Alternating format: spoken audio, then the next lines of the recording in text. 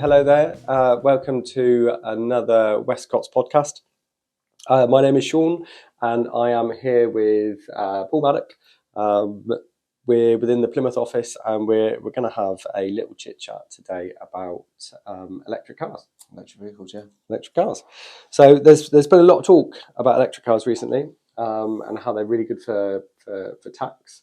So we're going to have a quick run through, give the kind of high points and low points about having a battery electric vehicle. I think is the new name for them, BEVs. So should you be a company director or in a position where you're an employee with a company car, then looking at electric cars or hybrid cars is probably a very good idea. I think we need to approach this from the point of view of a client. Obviously we can talk in depth about things, but I think our consumer is the client, and they want to know, for instance, what would be the main benefit of an electric car?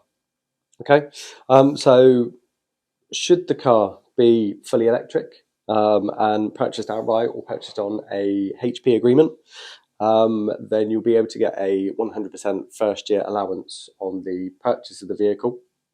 So first year allowance basically means that we can claim the entire cost of the car against taxable profit in the year that you purchase it. So that will really help bring down the tax bill, tax liability for year of purchase. That definitely sounds like a benefit to me. Yeah. There's also very low rates for benefit in kind.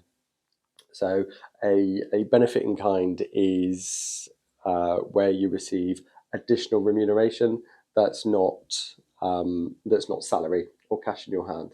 So because either the company or your employer is going to be providing you with a vehicle, you pay tax on the value of that benefit.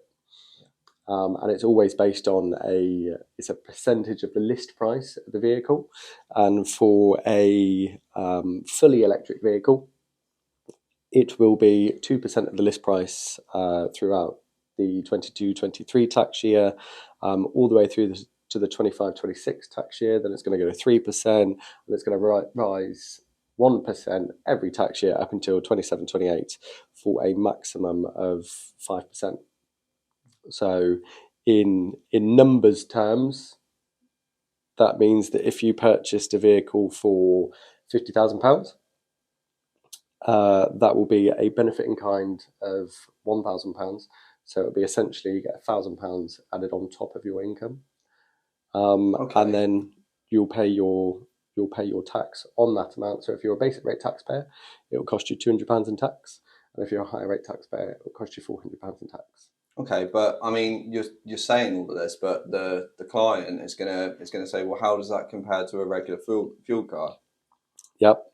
So an equivalent, and we're going to go to the extreme. So the equivalent big smelly diesel car with a list price of £50,000 will have a benefit in kind percentage multiplier of up to 37%.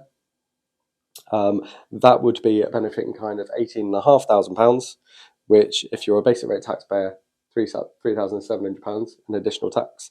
If you're a higher rate taxpayer, £7,400 in additional tax. So most cars you're going to get on a 3-year life. Yeah.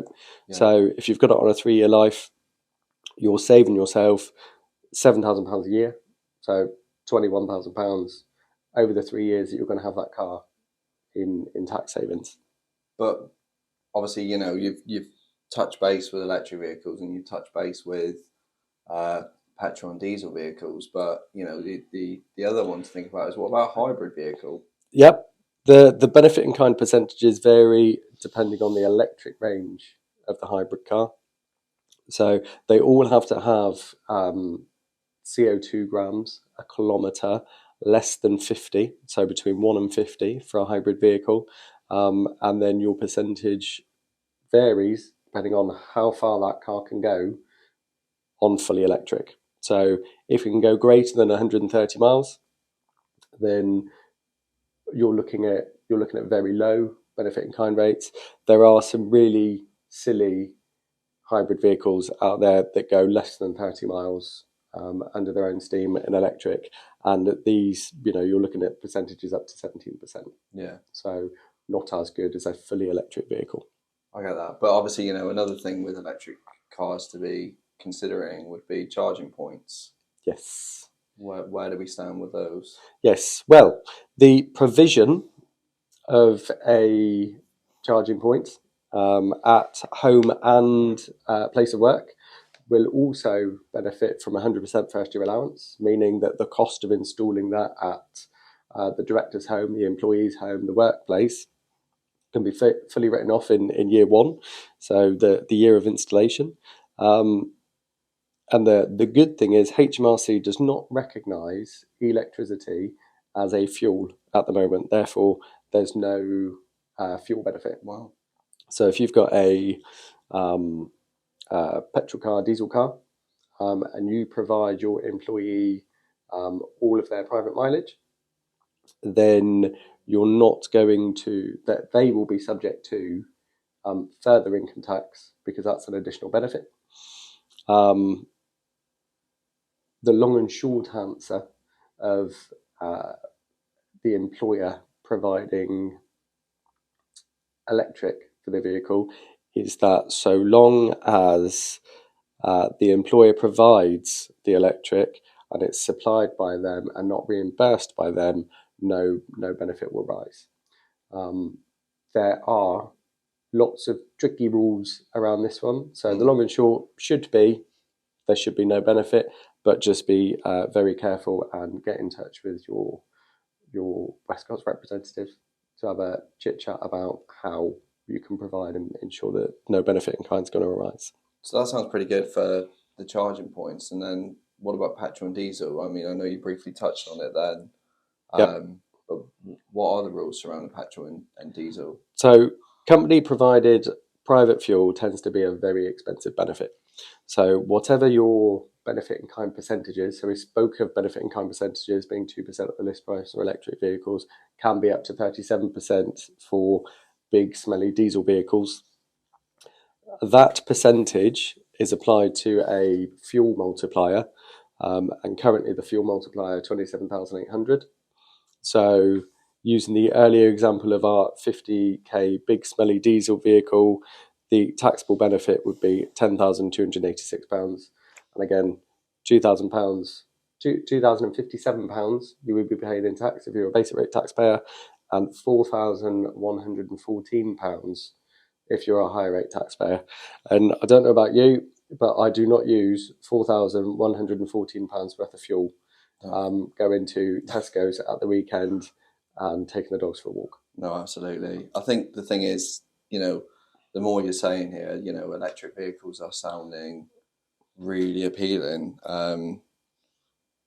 Do you think that they are as appealing as you're saying, or is there anything that we need to contemplate? What would be potentially a drawback on the electric vehicle? But you have to weigh up whether or not a fully electric vehicle is going to be practical for you.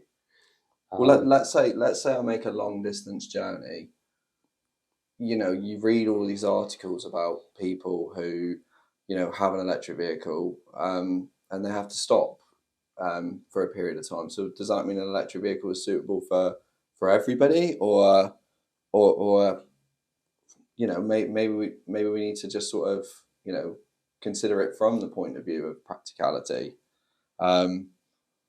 We talk to the clients and we say, we've got this, that, and the other. We can do this with the tax, but what are the drawbacks of an electric vehicle? Well, there's you're right. Several long distance meetings could make journeys a whole lot longer. So if you're travelling from we're based in Plymouth to Bristol, and back again, you're likely to be sat at Gordana Services for some time. Getting a Starbucks, or other coffee shops are available, and sitting waiting for your car to charge. Yeah, because you don't want to stop for an hour, do you? Really? No. If you can help it. It all depends. You could be one of these people that can quite successfully work from a laptop in your car, but it could prove to be a nonsense. And we've gone through and we've kind of spoke about how fully electric vehicles are super duper, loads of tax savings, this, that, and the other. But you do have to factor in, we're claiming in 100% of the cost. Yeah, so when I dispose of it, what would happen then? Exactly. So when you dispose of it, there will be a balancing charge on the sale of the vehicle, because HMRC will only allow you tax relief on the diminution in value of the vehicle over its life. So you purchase the car year one, £50,000. Year three, you decide to dispose of it, and you dispose of it for, say, £30,000. Yeah. You're then going to have a balancing charge for that £30,000 proceeds that you've paid, such that over the life of the car, you would have received £20,000 in tax relief, being the diminution in value since you've had that car. It's nice to get the initial tax relief up front, and you are likely to be replacing that car with another car. But then, like you said, with the charging points and things like that, the practicality, then I guess you just have to be aware that if you were to revert back to a petrol or a diesel car, that, there would be that to factor in. However, you'd like to hope that once you start going electric, you continue that trend. So the next car would be, provided tax legislation stays the same, similar position. And it should be fully written down on first year allowances. But there's no guarantee that they will stay, because currently for petrol and diesel cars, you're likely to be looking at a 6% writing down each year. Yeah. So 6% of the car's value every year will get written down, rather than 100% in the first year. So it could be great to get one now. 3 years time, legislation could change, and you'd be lumbered with quite a high balancing charge. So yeah, I think there's lots to think about before. Absolutely, certainly, yeah. Before committing to an electric vehicle. But if you do think it's right for either yourself as a company director, for your employees, it's always very, very important to speak with your advisor or agent before signing on the bottom line. So please, I'm going to say it into that one, please keep an open dialogue with your agent, because that's the only way that we'll be able to guide you to make the correct decisions, because any and all agent relationships should be about collaboration. Yeah, from my perspective now, listening to you and what you've said, it seems appealing from a tax point of view. But I think, I certainly would be interested discussing the drawbacks as well, just to make me fully aware of what I can do and what I can't do. And like you said with the tax, the legislation is the way it is now, but it's likely to potentially change, evolve over the years, and we need to keep in touch with that. So yeah, like Sean said, please talk to an agent. Yep. So that's pretty much us for today. Yep. Thanks for listening. Further details can be found at westcots.uk. Speak to your local office contact, and don't forget to like and subscribe. Thanks very much.